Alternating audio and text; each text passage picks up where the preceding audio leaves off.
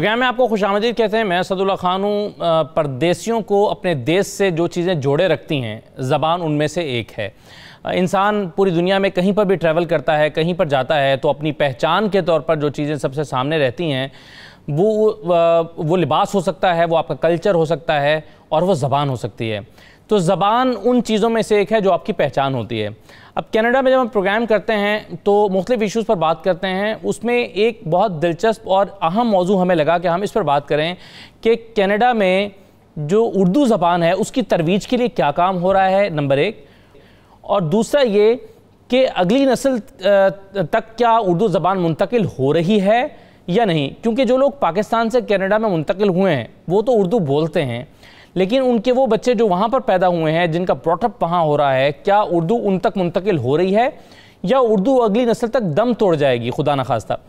اور پھر یہ کہ دانستہ طور پر اس پہ کیا کوششیں ہوئی ہیں، ہمارے جو اردو لکھنے والے ہیں اور اردو کے لیے کام کرنے والے لوگ ہیں، جو مفکرین ہیں، جو دانشور ہیں، جو شاعر ہیں، وہ دانستہ طور پر اس کی ترویج کے لیے کیا کر رہے ہیں اور کتنی کامیابی انہیں حاصل ہو رہی ہے۔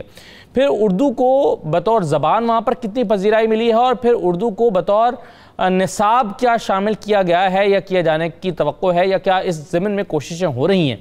انہی تمام چیزوں پر آج ہم اپنے اس خصوصی پروگرام میں بات کریں گے، اور اس موضوع پر بات کرنے کے لیے بڑے ہی خاص مہمان آج کے پروگرام میں میرے ساتھ موجود ہیں۔ ان کا تعارف آپ سے کراتا ہوں۔ روبینہ فیصل صاحبہ میرے ساتھ موجود ہیں، آپ شاعرہ ہیں، اوورسیز پاکستانی ہیں۔ بدر منیر چودھری صاحب میرے ساتھ موجود ہیں، آپ سینئر صحافی ہیں، اردو میں صحافت کرتے ہیں، اوورسیز پاکستانی ہیں۔ ناظم الدین مقبول صاحب میرے ساتھ موجود ہیں، آپ اسکالر ہیں، اردو آپ کا سبجیکٹ ہے۔ مظہر خان صاحب میرے ساتھ موجود ہیں، executive member of school and safety committee overseas Pakistani. میرے ساتھ میں تمام مہمانوں کو خوش آمدید کہتا ہوں، اور ناظم الدین مقبول صاحب سے میں گفتگو کا آغاز کرنا چاہوں گا۔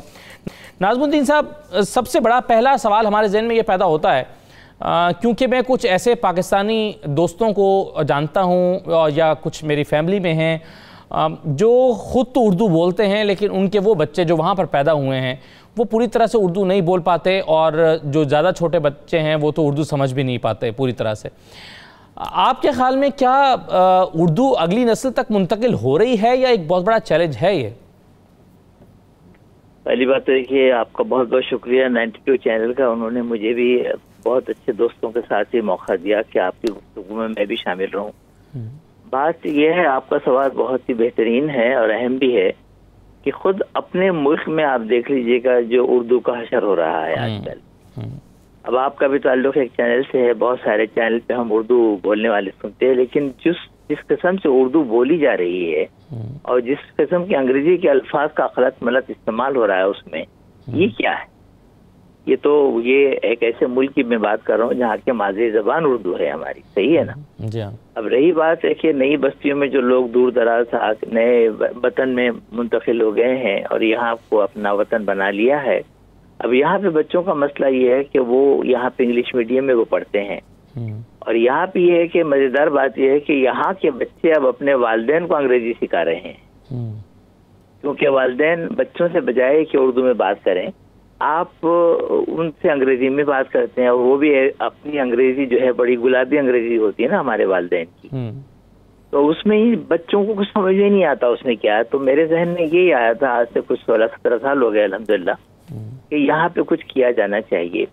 میں کوئی بڑا اسکالر نہیں ہوں، ہمارے ساتھ جو پینل میں اب ہمارے جو دوست ہیں آپ کے ساتھ، وہ یقیناً بہت بڑے کارنامے ہیں نو اثرات کے، اور ادب میں بہت مقام ہے، تو میں نے سوچا کہ ایک کام یہ کرنا چاہیے مجھے بھی کہ بجائے یہ کہ زبانی جو جمع خرچ ہے اردو کی خدمت کرنی چاہیے۔ ہم تو بہت سنتے ہیں لفاظی ہے، لیکن پریکٹیکلی کوئی کام نہیں کرتا اس میں۔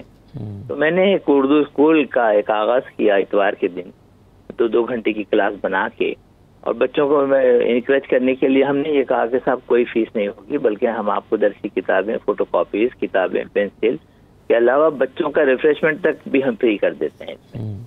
ابھی تک دیکھیے آپ، الحمدللہ میری اپنی کوشش سے میرے ساتھ جو 3 خواتین ہیں، جن میں ساس بھی ہیں، بہو بھی ہیں، بیٹیاں بھی ہیں، نانی ہیں، دادی بھی ہیں، یہ لوگ اپنی اپنی سروسز انہوں نے آفر کی مجھے، تو یوں ابھی تک ہم نے یہاں پہ 550 یا 600 بچوں تک اردو زبان پہنچائی ہے جناب۔ اب یہ بچے اردو پڑھ لیتے ہیں، لکھ لیتے ہیں اور بول بھی لیتے ہیں۔ وہ جو کہتے ہیں نا کہ آئیے سلجھائیں ہم گیسوئے اردو بار بار، تاکہ مہکائے فضا کو اس کی خوشبو بار بار. دوستو جب اس کا جادو سر پہ چڑھتا ہے کبھی بولتا ہے دشمن اردو بھی اردو بار بار. واہ واہ. ہمارا یہ فرض ہے کہ ہم اپنی زبان کا وہ کریں، کیونکہ زبان آپ کو پتا ہے کہ مردہ ہو جاتی ہیں قومیں، گر زبان زندہ نہیں، ایسی قوموں سے کوئی امید آئندہ نہیں. تو یہ ہمارا بڑا فرض ہوتا ہے. اور پھر یہاں پہ جو چیلنجز ہے اس میں یہی ہے کہ بچوں کو آپ ہنستے کھاتے اگر آپ ایک تعلیم کی طرف توجہ دیں 2 گھنٹے کے لیے تو ممکن ہو سکتا ہے یہ جی. لیکن اس سال انفارچونیٹلی یہ کرونا وائرس کے چکر میں اسکول ہمارا بھی متاثر ہوا ہے جی.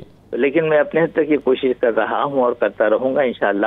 اور پھر بچوں کے لیے ہم جب سالانہ ان کے انعامات کو تقسیم کرتے ہیں، سالانہ جلسے جو کرتے ہیں، اس میں بھی اتنی قیمتی انعامات ہم بچوں کو دیتے ہیں کہ بچے خوش ہو جاتے ہیں. تو یہ ایک میری ایک طرف سے کوشش ہے. لیکن جب آپ کو دیکھیں کہ ہمارے پاس شہر میں اردو کے بہت ہی نامور لوگ بھی آ کے آباد ہوئے ہیں، بہت بڑے بڑے نام ہیں اردو ادب کے حوالے سے. جیسے آپ کو پتہ ہی ہے جی کہ یہاں پہ اخبارات بھی نکلتے ہیں، ریڈیو بھی چلتے ہیں اردو میں، اور پھر ٹیلی ویژن پہ بھی ماشاءاللہ آج کل 7-8 چینل شروع ہو گئے ہیں اردو کے. اور پھر ہمارے پاس اطہر رضوی مرحوم صاحب بھی تھے، اشفاق حسین صاحب بھی ہیں، اللہ سلامت رکھے، تسلیم الہی زلفی صاحب بھی ہیں جی. بہت اچھے شعراء ہیں. ڈاکٹر تقی عابدی کا بہت بڑا نام ہے جی. اور پھر ذکیہ غزل ہیں، نصرت صدیقی ہیں، درخشاں صدیقی ہیں، اسما وارثی ہیں، نور شمع ہیں جی. اور کتوں کے نام لوں میں آپ کو بہت کام ہو رہا ہے اردو کا اگر آپ دیکھا جائے ماشاءاللہ. اور ماشاءاللہ کتابیں بھی نکل رہی ہیں، شعری مجموعے نکل رہے ہیں، جیسا روبینہ صاحبہ ہیں ان کے کہانیوں کے مجموعے بھی نکلتے ہیں، افسانوں کے مجموعے بھی نکلتے ہیں. بہت کام ہو رہا ہے یہاں پہ. اور پھر اخبارات بھی بڑی پابندی سے نکلتے ہیں. تو لوگ ٹیلی ویژن یا پھر واٹس ایپ یا فیس بک کی مصروفیت کے علاوہ بھی اخبارات بھی پڑھ لیتے ہیں. تو بس یہ سلسلہ ہے جناب. بالکل صحیح ہے. اچھا میں روبینہ صاحبہ، شاعری جو ہے وہ ایک بہت بڑا ذریعہ ہے زبان کی ترویج کا، اس کے فروغ کا. شاعری بہت لوگ، اور پھر اس کے ذریعے سے بہت سے لوگ اپنا تعلق بھی پاکستان کے ساتھ یا اپنی زبان کے ساتھ جوڑے رکھے ہوئے ہیں. جو نئے لوگ ہیں کیا وہاں پر شاعری ایک تو ہے نا کہ جو یہاں پر سے لوگ وہاں منتقل ہوئے ہیں، شعری شغف رکھتے تھے، وہ شعر کہہ رہے ہیں، کیا نئے لوگ بھی شعر کہہ رہے ہیں وہاں پر؟ السلام علیکم. آپ کا بہت شکریہ مجھے دعوت دینے کا. 92 چینل کا بھی میں شکر گزار ہوں، اور بدر منیر صاحب، ناظم الدین مقبول صاحب ساتھ ہیں، ان کو بھی سلام، اور سب سننے والوں کو بھی.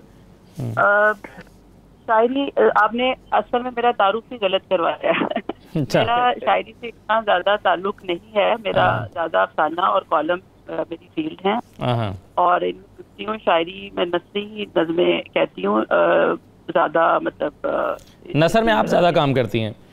چلیے صنف تبدیل ہو گئی، لیکن بہرحال ادب کو تخلیق کرنا وہ اتنا ہی اہم ہے، شاعری تخلیق ہو یا کہانی تخلیق ہو رہی ہو ایک زبان میں.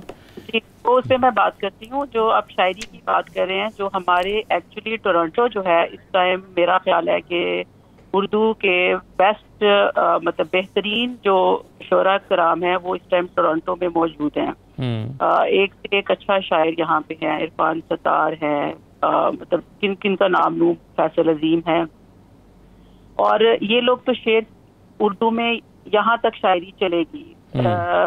لیکن میں بہت زیادہ آپٹیمسٹک لٹریچر کے حوالے سے نہیں ہوں اردو زبان میں، کہ وہ کینیڈا میں یا دوسرے ملکوں میں پاکستان سے باہر وہ زیادہ دیر تک ہماری جنریشن کے بعد وہ آگے چل سکے. یہ میرا اپنا ایک ویو ہے کہ ہم گھسیٹ لیں گے. جیسے میں اگر اردو میں لکھ رہی ہوں اور میرے بچے کو لٹریچر کا شوق بھی ہے، لیکن وہ اردو میں میرے سے بات بھی کر لے گا، میرے سے سمجھ بھی لے گا، بول بھی لے گا، لیکن لکھنے پڑھنے میں وہ اردو ہم چاہے ناظم الدین مقبول صاحب جیسے لوگ جو کچھ اپنی انفرادی طور پہ کوشش کر رہے ہیں وہ بچ جائے گی، لیکن لٹریچر تک ہم شاید نہیں لے کے جا سکیں گے. یہ میرا اپنا ذاتی خیال ہے.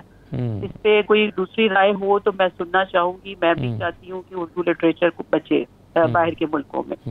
اور سب سے بڑی بات جو ناظم الدین صاحب نے کر دی کہ ایکچولی تو پاکستان میں خود کوئی کام نہیں ہو رہا، اور اردو کے اوپر سیریس کام کچھ بھی نہیں ہو رہا. اس سے زیادہ بہتر انڈیا میں ہو رہا ہے. مجھے انڈیا میں اردو کانفرنس میں جانے کا اتفاق ہوا تھا، تو وہاں پر میں نے دیکھا جو مجھے سنجیدگی نظر آئی. اس کی وجہ شاید یہ ہے کہ وہ لوگ زیادہ انسیکیور ہیں اردو کے معاملے میں. جو وہاں مسلمان ہیں ان کو ہے کہ یہ زبان ہم نے بچانی ہے.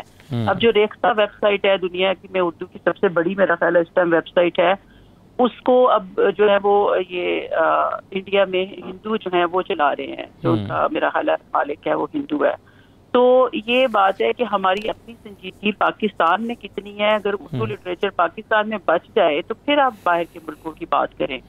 بالکل صحیح ہے. اچھا ایک تو مظہر صاحب میں ایک آپ کا آرٹیکل بھی دیکھ رہا ہوں, اردو ہے میری پہچان, اس میں آپ نے بتایا کہ اردو تاحال اردو کی کوئی کریڈٹ کلاس شروع نہیں ہو سکی. ایک تو ظاہر ناظم الدین صاحب نے بتایا کہ وہ ایک اسکول چلا رہے ہیں جس میں 500-600 بچوں کو وہ اردو لکھنا اور پڑھنا سکھا چکے ہیں.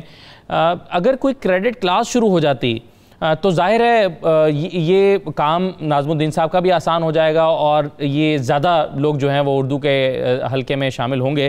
آپ کے خیال میں, اور آپ نے لکھا کہ اس کی وجہ جو ہے خود پاکستانی کمیونٹی ہے. کیسے پاکستانی کمیونٹی ہے؟ کیا وہ اس میں دلچسپی نہیں رکھتی, وہ کوشش نہیں کر رہی؟ کیا آپ کی رائے ہے اس پر؟ جی بہت بہت شکریہ 92 چینل کا کہ انہوں نے مجھے موقع دیا, اور جس چینل کے ساتھ میں بیٹھا ہوں یقیناً انہوں نے اردو کے لیے بہت کچھ کیا, اس میں سے تھوڑا سا حصہ میں نے بھی ڈال دیا. ویسے میں آپ کو بتاتا چلوں, کینیڈا کی جو آفیشیل لینگویج ایکٹ ہے اس کے تحت 2 لینگویجز یہاں الاؤ ہیں, انگلش اور فرینچ.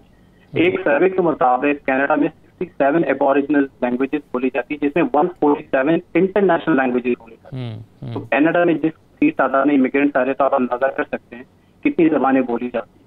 تو یہاں پر جو ہے اردو کا جو آپ نے بات کی کہ کریڈٹ جو ہے یہاں پہ جب ہائی اسکول جاتا ہے اسے 20 کریڈٹ چاہیے, یعنی وہ والنٹیئر ورک کرے یا کہیں پہ دوسرے کام کرے جس سے اس کو کریڈٹ ملتا ہے. تو کینیڈین گورنمنٹ نے کہا کہ جناب آپ اپنے ہی کلچر کی زبان سیکھ لو تو ہم آپ کو فری کے 3 کریڈٹ دیں گے.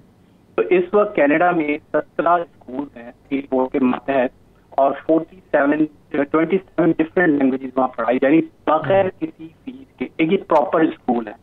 کینیڈا کا $1.9 بلین کا بجٹ ہے ایجوکیشن کا, جس میں 1.5 بلین صرف انٹرنیشنل لینگویج سکھانے کے لیے رکھا ہے, جس میں آپ کو $1 کی اتنی جیت نہیں رہتی. تو جہاں تک میں نے یہ بات کی کہ ہماری کمیونٹی اس میں کیوں پیچھے, کیونکہ اس کو اس بات کا اندازہ اس لیے نہیں ہو رہا کیونکہ وہ دوسری کمیونٹی سے سیکھ نہیں رہے. ہمارے پاس ایک ایسی کمیونٹی موجود ہے جن کے بچے اسی کنٹری میں پیدا ہوئے, یہیں انہوں نے گریجویشن کی, یہیں لائر بنے, آج وہ ممبر آف پارلیمنٹ صرف اور صرف اس وجہ سے ہیں کہ ان کو اپنی زبان بولنی آتی ہے, ان کو اپنی زبان لکھنی آتی ہے, وہ اپنے لوگوں کو اپنی زبان میں زیادہ بہتر طور سے سمجھا سکتے ہیں. ہماری کمیونٹی ایکچولی پاکستان میں رہ کے انگلش سیکھنے کے چکر میں بہت کوشش کرتی تھی, لیکن وہ اپنی زبان کو اتنی اہمیت نہیں دیتی. لیکن اس کنٹری میں انگلش تو آپ کو بائی برتھ آتی ہے, لیکن آپ کو اپنی زبان اس لیے سیکھنا ہے کیونکہ آپ کو لیڈرشپ رول ادا کرنا ہے. تو جب میں نے یہ محسوس کیا, میں جب اسکول پیرنٹ کاؤنسل میں گیا تو میں نے دیکھا کہ 2 اسکول ہمارے مسیساگا میں تھے جہاں پہ انٹرنیشنل لینگویجز پڑھائی جاتی تھی. اس میں ایک اسکول بند کر دیا گیا اس لیے کہ وہاں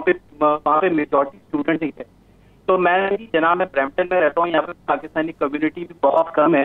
تو یہ میں نے انیشیٹو خود لیا, میں گھر گھر گیا, دستک کی لوگوں کے دروازے پہ, ان کو بتایا کہ کیا چیز ہے اور اس کا فائدہ کیا ہے. فائدہ اس میں 2 رہا تھا. ایک فائدہ تو یہ آپ کے بچے آپ کی زبان سیکھیں گے بغیر کسی چیز کے, اور پورا اسکول ہے اس میں آپ کو رپورٹ کارڈ بھی ملے گی. دوسرا جو سب سے بڑا فائدہ ہے, ہماری کمیونٹی کو یہاں پہ جاب حاصل کرنے کے لیے یہ ایک انڈائریکٹ وے. کسی بھی اسکول میں کالج میں جاب حاصل کرنے کے لیے آپ کو لائسنس چاہیے ہوتا. انٹرنیشنل لینگویج کے لیے آپ کو لائسنس کی ریکوائرمنٹ نہیں, صرف آپ کو اپنی زبان بولنا پڑھانا لکھانا آنی چاہیے, اور آپ ایک استاد رہے ہوں آپ کا فیوچر. تو یہ ایک انڈائریکٹ وے تھا کسی بھی بڑی آرگنائزیشن میں جاب حاصل کرنے کا. تو اس پہ میں نے انیشیٹو کیا. الحمدللہ آج کینیڈا میں 5 اسکول ہیں جس کے اندر کثیر تعداد میں بچے پڑھ رہے ہیں. برمپٹن کے اندر 2 اسکول ہیں جہاں پہ کبھی ایک اسکول بھی نہیں ہوتا تھا, یہ پیل بورڈ کے ماتحت چل رہے ہیں. ایک اسکول میں 3-4 سیکشنز ہیں, اور ماشاءاللہ پہلے تو لوگوں میں رجحان ہی تھا. بدر منیر صاحب کا میں شکریہ ادا کرتا ہوں کہ یہ وہ پہلے شخص ہیں جنہوں نے میرے آرٹیکل کو اپنے اخبار میں چھاپا. وہ آرٹیکل اتنا وائرل ہوا کہ میرے خیال سے میں نے کبھی زندگی میں اتنی کال ریسیو نہیں ہوگی 20 سال میں جتنی میں نے جب ریسیو کی تھی کہ کیا چیز ہے یہ, پروگرام کیسے چلتا ہے, اس میں کتنی فیسیں, اس میں کس طرح بچوں کو ایڈمیشن کرایا جاتا ہے. آپ یقین کریں آج کثیر تعداد میں بچے مستفید ہو رہے ہیں, فری میں تعلیم حاصل کر رہے ہیں. لیکن ابھی بھی ہمیں بہت ضرورت ہے لوگوں میں اویئرنیس دینے کی, کیونکہ لوگوں کے پاس ایک سوال بڑا اچھا ہوتا ہے کہ اس کا فائدہ کیا ہے. فائدہ اگر آپ ڈھونڈیں گے تو آپ کو اپنے حساب کا فائدہ کبھی نہیں ملے گا, ہاں اجتماعی فائدہ آپ کو ضرور ملے گا. صحیح ہے. رائٹ سر, آپ نے بدر منیر صاحب کا ذکر کیا. بدر منیر صاحب سے بات کرتے ہیں. سب بریک لے لیں پروگرام میں, بریک کے بعد واپس آتے ہیں.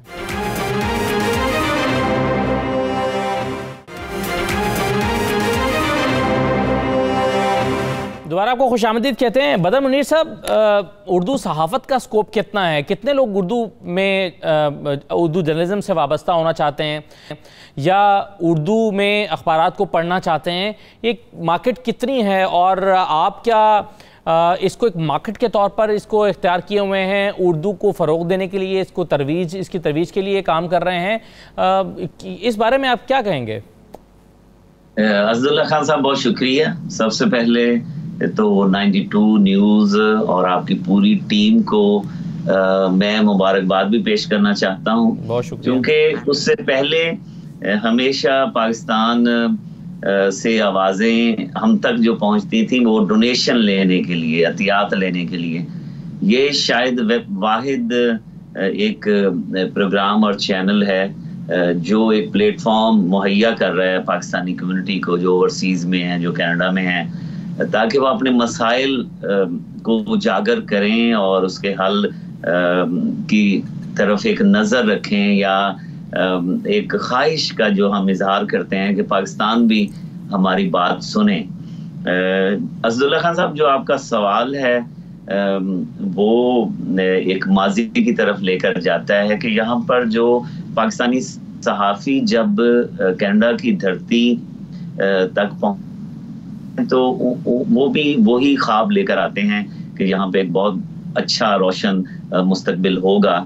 لیکن اردو جرنلزم میں یہاں پہ بہت زیادہ جابز پہلے بھی نہیں تھیں, اب بھی نہیں ہیں, سوائے اس کے کہ جو پروفیشنل جرنلسٹ وہاں سے آتے ہیں وہ کچھ سیلف کریٹ کرتے ہیں, اپنا بزنس شروع کرتے ہیں.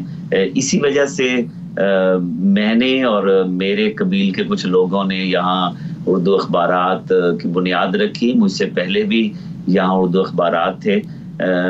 اردو اخبارات جو ہیں وہ سوائے والدین کے شاید جو آئندہ جو ہماری نسل ہے, یہاں نیکسٹ جنریشن ہے, اس کے لیے نہیں ہے. یہ پاکستان سے اردو زبان سے جوڑنے کا ایک واحد راستہ رہا ہے جو وہاں سے لوگ, میرے جیسے عمر کے لوگ یا جو ہمارے والدین ہیں, وہ جڑے رہنا چاہتے ہیں. یا آپ لوگوں کے چینلز ہیں یا یہاں کے اخبارات ہیں.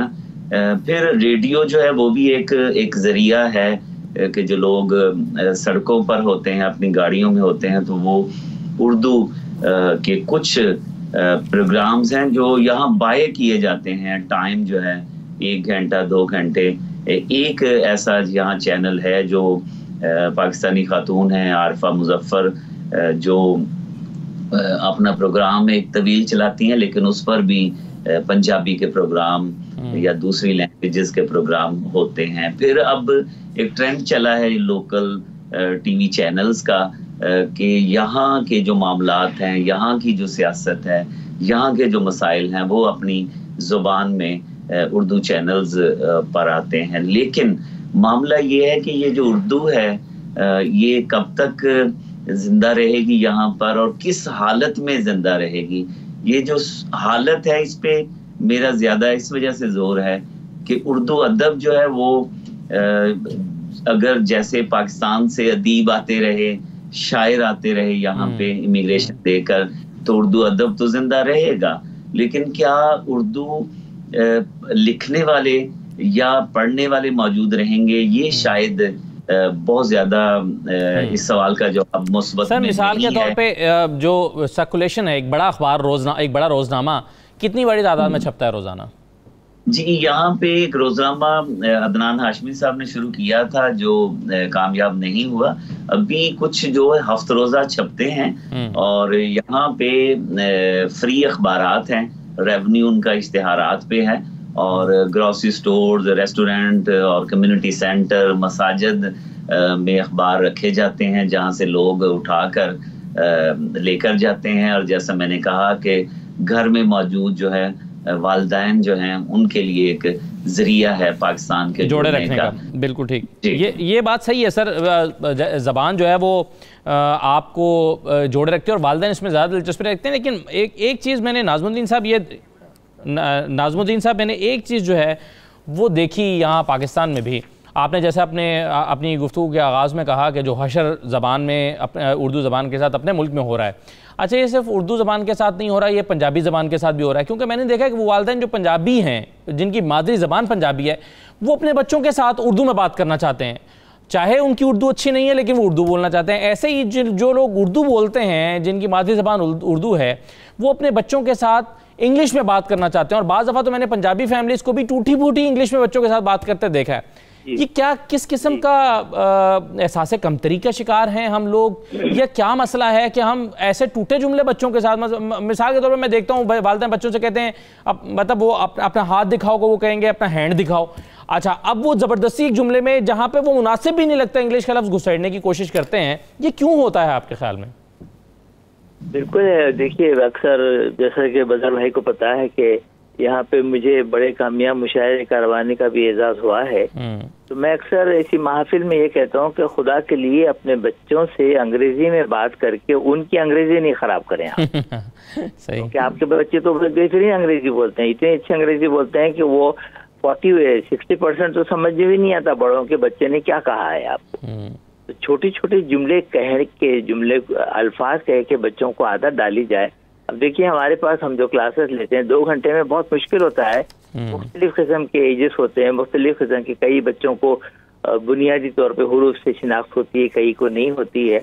ہم کوشش یہی کرتے ہیں کہ کم سے کم وقت میں بچوں کو زیادہ سے زیادہ اردو بولنے کی کوشش کی جائے, اور ان سے ہم پوچھتے ہیں کہ صبح اٹھ کے آپ نے کیا کیا, یہ سب اردو میں بولو. بچے تھوڑے سے گڑبڑاتے ہیں, غلطی کرتے ہیں, لیکن ایک بات کانفیڈنس جب آ جاتا ہے نا تو بہت روانی کے ساتھ کہہ دیتے ہیں وہ بھی. تو بات یہ ہے کہ ہم لوگ باتیں تو ہم لوگ بہت بڑی کرنے کے عادی ہیں, لیکن پریکٹیکلی ہم لوگ کچھ نہیں کرتے. یہاں پہ یقیناً جیسا کہ مدر صاحب نے کہا کہ یہاں کے اسکولوں میں کریڈٹس کا بڑا اچھا سلسلہ ہے. ہم بھی اپنے بچوں کو کہتے ہیں کہ اپنے اسکولوں میں جا کے بتاؤ تو آپ کا ٹیسٹ لیں اور آپ اس میں اچھے خاصے ہیں. تو ہمارے پاس کے بچوں کو بھی اچھا کریڈٹ مل جاتا ہے اسی حوالے سے.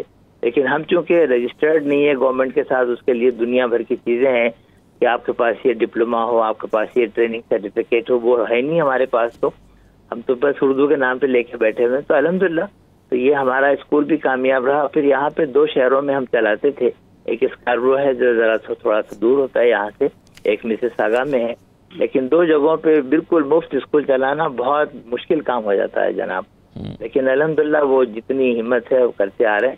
تو اب آگے دیکھیے کیا ہوتا ہے انشاءاللہ. کیونکہ میں اکثر یہ کہتا ہوں کہ جیسے روبینہ صاحب نے کہا کہ ان کا تعلق نثر سے ہے, میں کبھی کبھی شعر لکھ لیتا ہوں, کبھی کبھی, زیادہ نہیں. تو میں نے ایسی ایک لکھا تھا کہ اے پرستاران اردو یہ کبھی سوچا بھی ہے, کب تک شعر و سخن کے سلسلے ہوں گے یہاں. یہ سوال خود اپنے دل سے پوچھ کر دیکھو کبھی, کیا ہمارے بعد بھی یہ قافلے ہوں گے رواں. ٹھیک ہے, گھر میں بچوں کی زباں پر اب زباں اردو نہیں, گفتگو میں بھی لحاظ و مرتبے کی خو نہیں.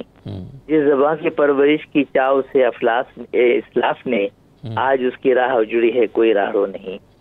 گر ہو شہدا اس زبان کے اے میرے اہل سخن, اس پہ توجہ دیجیے آپ. مانگتی ہے یہ زبان اخلاص کا تم سے چلن, نسل نو کو منتقل کرنا ہے میرا سے زبان. اے محافظان اردو ہو کوئی ایسا جتن. تو جب تک ہم کوئی جتن نہیں کریں گے, جب تک کوشش نہیں کریں گے, بہت مشکل ہے. اور پھر ایک بات یہ بھی طے ہے کہ صاحب اب ہماری جو نسل ہے, جو اگر آپ مشاعروں میں ادبی جلسوں میں دیکھیں حاضری کو, تو آپ دیکھیں گے کہ صاحب جن کی عمریں 50 اور 70 کے درمیان ہے, یہ آپ کو زیادہ دکھیں گے. ینگ بچے بالکل اس میں نہیں آئیں گے, آئیں گے بھی تو ماں باپ کو چھوڑ کے نکل کے چلے جائیں گے. وہ ان کو کوئی ایسے اجتماع سے کوئی دلچسپی نہیں ہے. اب وہ چونکہ جو بڑی عمر کے لوگ ہیں ان کو عادت ہے اردو ادب سے اپنے ملکوں میں رہ کے. یہ بنیادی طور پر تو یہ ناظم الدین صاحب ایک ماحول ہوتا ہے, جیسے ہمارے ہاں کچھ ماضی میں کچھ زیادہ ہوا کرتا تھا, مثال کے طور پہ جو بڑے شعراء ہیں ان کے ساتھ نوجوان بیٹھا کرتے تھے، انہیں سنا کرتے تھے، پھر شعر کہنے لگے۔ ابھی بھی یہاں پاکستان میں کچھ نوجوان بہت اچھے شعر کہہ رہے ہیں، میں اگر ذکر بھی کر دوں، ان کا نام بھی لے دوں تو مذائقہ نہیں ہے۔ مثال کے طور پر عمیر نجمی بہت اچھے شعر کہہ رہے ہیں، تہذیب حافی بہت اچھے شعر کہہ رہے ہیں، رحمان فارس بہت اچھے شعر کہہ رہے ہیں، اسی طرح علی زریون اچھا کہہ رہے ہیں، اور بھی کراچی کے کچھ لڑکے ہیں اچھے شعر کہہ رہے ہیں۔ تو یہ ایک ماحول، ایک فضا ہوتی ہے، اگر وہ فضا وہاں پر برقرار ہے تو نئے آنے والوں کو اس کے ساتھ جڑنا چاہیے۔ کیوں نہیں جڑ پا رہے یہ تو میں آپ سے بھی پوچھتا ہوں۔ ایک چھوٹا سا میں بریک لے لوں، پھر میں روبینہ صاحبہ سے جاننا چاہوں گا کہ کہانی کے موضوعات وہاں پر کیا ہیں، کن موضوعات پر زیادہ کہانی لکھی جا رہی ہے۔ ایک چھوٹا سا بریک لے لیتے ہیں، بریک کے بعد واپس آتے ہیں۔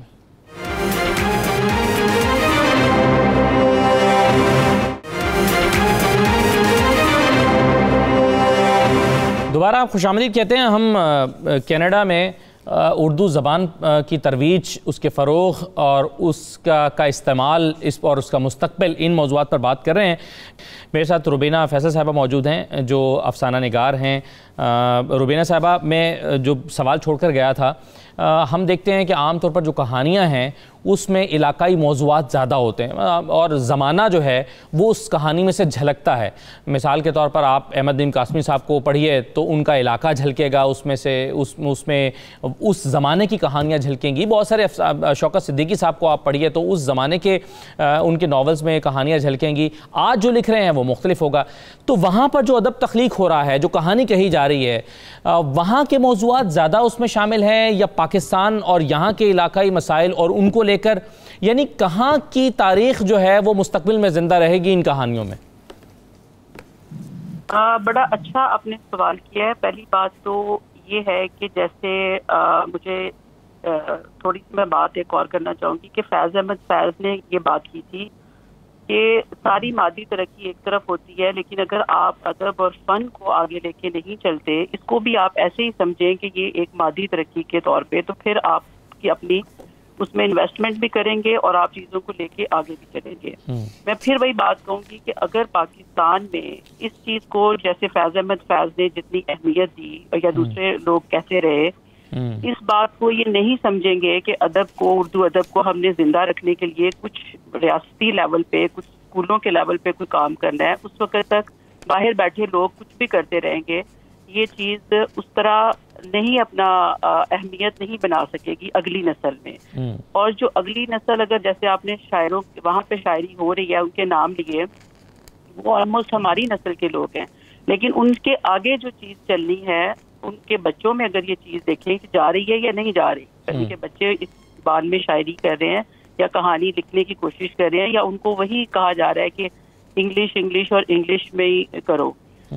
تو جو ادب اپنی مقامی زبان میں، اگر ہم جیسے پاکستانی ہیں اور اگر ہمیں پاکستان میں ہی بیکنگ نہیں ملے گی تو آپ باہر کے ملکوں میں بھی وہ لوز چیزیں ہوتی جائیں گی۔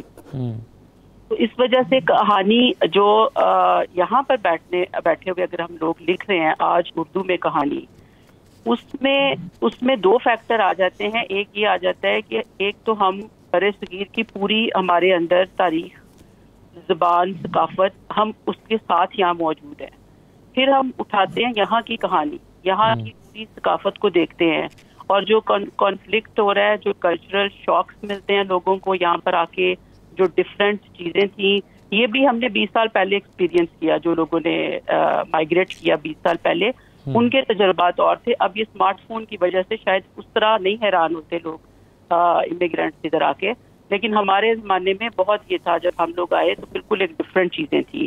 تو میں نے میں اگر ذاتی تجربہ بتاؤں تو میں نے شروع میں جو کہانیاں لکھی، میں پاکستان کا پورا بیک گراؤنڈ میرے ذہن میں ہوتا تھا، وہاں کی کہانیاں بھی میں یہاں پر لکھ سکتی تھی بیٹھ کے، اور یہ باہر کے بیٹھے ادیبوں کا یا شاعروں کا یہ ایک پلس پوائنٹ ہے ان کے پاس کہ وہ دونوں دنیاؤں کو لکھ لیتے ہیں۔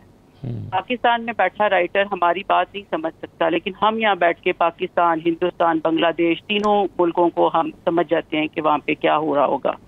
اس لیے ہمارے پاس زیادہ موضوعات ہمارے پاس زیادہ کہنا چاہیے ویرائٹی ہے، اور یہاں پہ لوگ پہلے بہت کم لکھ رہے تھے یہاں کے حالات کو، لیکن اب میں نے دیکھا ہے جو کہانی لکھی جا رہی ہے وہ یہاں کی، ابھی جو میری اپنی جو نئی کتاب آئی ہے گمشدہ سائے، اس میں آپ جتنی بھی وہ کہانیاں ہیں وہ ساری میں نے کینیڈا کی ہی کہانیاں ہیں، یہاں کے ہی موضوعات ہیں، چاہے وہ عورتوں کے ہیں یا آدمیوں کے ہیں، لیکن مہاجرین کے جو بھی پرابلمس ہیں، ان کے مسائل ہیں، ان کو لیا جا رہا ہے.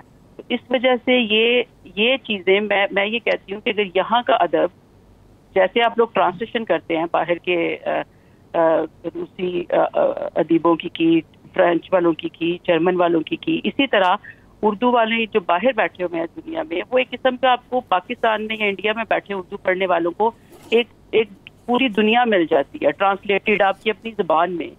اس لیے ہماری یہاں کی لکھی ہوئی کہانیوں کو برصغیر کی مین اسٹریم میں شامل کرنا بہت ضروری ہے، اور یہ میری بہت بڑی ایک حسرت ہے کہ جو باہر بیٹھے لوگ ہیں جو لکھ رہے ہیں اردو میں، ان کو اردو ادب جو میرے حصہ ڈال رہے ہیں، ان کو وہاں پر ایک باقاعدہ کچھ ان کے اپریسیشن ملنی چاہیے، لیکن ایسا بیسیکلی ہوتا نہیں ہے.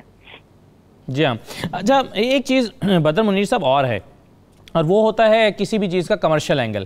ظاہر ہے کسی چیز میں کمرشل انٹرسٹ ہوتا ہے. عباس ثابت صاحب کا سے کچھ دن پہلے ایک ملاقات ہوئی تو اس میں انہوں نے کہا کہ اگر آپ کو غزل کے پیسے زیادہ ملتے ہیں تو غزل اچھی تخلیق ہوتی ہے. یہ شاید ہیومن سائیکی ہے، یہ ان کا خیال ہے. اچھا، اب ہم دیکھتے ہیں کہ معاوضے جو ہیں وہ کم ہوتے جا رہے ہیں، اور پھر چلیں شاعری میں کسی حد تک پھر بھی ہے کہ شعراء بیرون ملک جاتے ہیں، بیرون ملک مشاعرے پڑھتے ہیں، کچھ بہتر معاوضہ مل جاتا ہے، ایک سلسلہ چل رہا ہے. لیکن کہانی لکھنے والوں کے لیے شاید یہ مواقع بھی اتنے نہیں رہے. اب ایک کہانی جو پرانے لوگ ہیں ان کے ناولز یا ان کا ادب ابھی تک پڑھا جا رہا ہے، نئے لکھنے والے جو ہیں شاید وہ اپنی مارکیٹ پیدا نہیں کر سکے. کبھی کہانی لکھی جا رہی ہے تو اردو پاکستانی ڈرامے کے لیے لکھی جا رہی ہے، لیکن اس میں بھی کمرشل پہلو اس قدر غالب ہے کہ وہ کچھ مخصوص قسم کی کہانیاں لکھی جا رہی ہیں. تو جب تک اب ایک چھوٹی سی مثال آپ کو اور دیتا ہوں، پھر سوال آپ کے سامنے رکھ رہا ہوں کہ آج ہی راشد محمود صاحب نے ایک ویڈیو پیغام جاری کیا، اور وہ مجھے انہوں نے بھیجا، اور میں نے پھر انہیں کال کیا. انہوں نے کہا کہ پی ٹی وی نے مجھ سے میر انیس کا ایک مرثیہ محرم پہ 10 محرم کو پڑھوانے کے لیے بلایا، اور اس کا جو معاوضہ ادا کیا ہے وہ محض 275 روپے ہیں. اور انہوں نے کہا کہ آج 275 روپے مجھے معاوضے کے ادا کیے گئے ہیں، اور انہوں نے کہا کہ میں اب پی ٹی وی کے ساتھ کام نہیں کروں گا. اب آپ سوچئے کہ آہستہ آہستہ کیا ہوگا کہ اس کا سکوپ کم ہوتا چلا جائے گا. تو یہ کمرشل اینگل کتنا امپورٹنٹ ہے؟ کمرشل اینگل شاید بہت زیادہ ہے بھی نہیں ہے. یہ وہ کاروبار ہے جس میں منافع نہیں ہے، یہ محبت کی تجارت ہے. اسداللہ خان صاحب، روبینہ نے بڑا اچھا کہانیوں کے حوالے سے بات کی. میں اس میں ایڈ کر کے آپ کے سوال کا ایگزیکٹ جواب دوں گا کہ میں بھی جب لکھنے لکھانے کی طرف آیا کینیڈا میں آ کر، تو میری کہانیوں میں اور افسانوں میں جو ایک ہجرت کا دکھ تھا وہ بڑا نمایاں تھا. اور شاید وہ اتنا دکھ اس انتہا تک تھا کہ کچھ پڑھنے والے کچھ کالز مجھے کرتے تھے کہ بدر ہم تم کو پڑھنا چھوڑ دیا ہے، ہم نے، تم جو لکھ رہے ہو وہ ہمیں کسی اور دنیا میں لے کر جاتے ہیں. تو جو شروع میں جب بھی کوئی ہجرت کرتا ہے تو اس کی کہانیوں میں ایک دکھ، تکلیف، کرب محسوس ہوتا ہے. اور میری کتاب ہے، اس کا عنوان بھی میں نے یہی دیا تھا کہ یہ کہانی نہیں ہے. تو ہجرت ایک کہانی نہیں ہوتی. مختلف وجوہات کی بنیاد پر دوسری دھرتی پر انسان قدم رکھتا ہے، اور پھر ساری زندگی قبر تک جدوجہد ہی کرتا ہے. یہ جو کمرشل آپ نے بات کی ہے، یہاں پہ جب اخبارات نکلے تو جو ایڈیٹر تھا، چیف ایڈیٹر تھا، وہ ساری ذمہ داریاں اس کے ہی ذمے ہوتی تھیں. اخبار کے بانٹنے تک بھی، گروسری سٹورز پر جو اخبار رکھتا تھا وہ اس کا مدیر ہی تھا، جو اداریہ بھی لکھتا تھا اور پھر منہ چھپا یا چہرہ چھپا کے یا ظاہر کر کے وہ دکانوں پر اخبار بھی رکھتا تھا. اب ایسا نہیں ہے، چونکہ جو جرنلسٹ ہیں، پروفیشنل جرنلسٹ بھی ہیں جو یہاں پہ، انہوں نے کچھ متبادل اپنے ذرائع آمدن ڈھونڈ لیے ہیں. اس وجہ سے وہ اخبارات بھی نکال رہے ہیں، وہ ریڈیو پر بھی بیٹھتے ہیں اور ٹیلی ویژن پر بھی پروگرام کرتے ہیں. یہاں پہ جو لوکل چینلز ہیں وہاں پہ جتنے اینکر، جتنے ہوسٹ، سوائے ٹیکنیکل سٹاف کے وہ سارے رضاکارانہ طور پر آتے ہیں اور اپنا شوق پورا کرتے ہیں، اور بہت بڑے بڑے اینکرز، بڑے ہوسٹ اور ہمارے اخبارات میں بہت اچھے لکھنے والے، لیکن ان کو معاوضہ نہیں دیا جاتا، وہ سوائے اس کے کہ پاکستان سے، اردو زبان سے جو ان کی محبت ہے وہی ان کا معاوضہ ہے۔ اور یہ بہت بڑی جدوجہد داستان ہے پاکستان سے باہر۔ اگر اردو زبان کو کچھ لوگوں نے زندہ رکھا ہوا ہے تو وہ قربانیوں کی بنیاد پہ زندہ رکھا ہوا۔ ٹھیک ہے، بالکل صحیح۔ چھوٹا سا میں بریک لے رہا ہوں پروگرام میں، مظہر خان صاحب سے بات کرتے ہیں اور باقی مہمانوں سے بھی ایک چھوٹے سے بریک کے بعد واپس آتے ہیں۔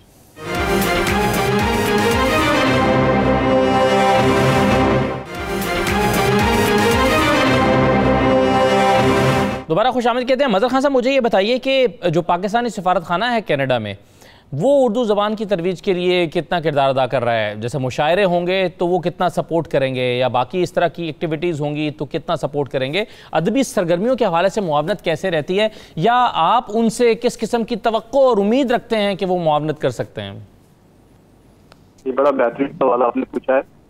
میں اپنے سوال کا جواب یہاں سے شروع کروں گا کہ اردو ہے میری زبان، یہ خسرو کی سحری۔ یعنی آپ کو اگر اردو کی ترقی چاہتے ہیں، جہاں پہ اردو جو ہے وہ قومی زبان نہیں ہے، وہاں پہ آپ کو دوست زیادہ بنانے پڑیں گے، آپ کو وہ مواقع زیادہ پیدا کرنے پڑیں گے تاکہ نئی نسل آپ سے اٹریکٹ کرے۔ تو جہاں تک آپ نے سوال پوچھا کانسلیٹ کا، تو جہاں تک میری جو ہے ناقص انفارمیشن ہے، اتنی کوئی خاص ان کی طرف سے ایکٹیویٹیز کبھی نظر نہیں آئی، سوائے کہ 14 اگست کے دن ایک فلیگ ریزنگ کر کے اور وہاں پہ لوگوں کو بلا کے۔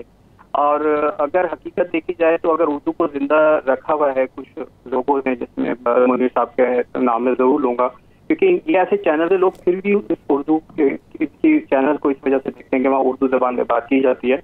اس کے علاوہ آپ دیکھیں دوسری کمیونٹیز کس طرح اپنی زبانوں کی خدمت کر رہی ہیں۔ یہاں لائبریریز موجود ہے جہاں پہ وہ جاتے ہیں، وہاں پہ اپنی زبان میں پوٹری جو ہے وہ یہاں کے بچوں کو سناتے ہیں تاکہ ان میں انٹرسٹ پیدا ہو۔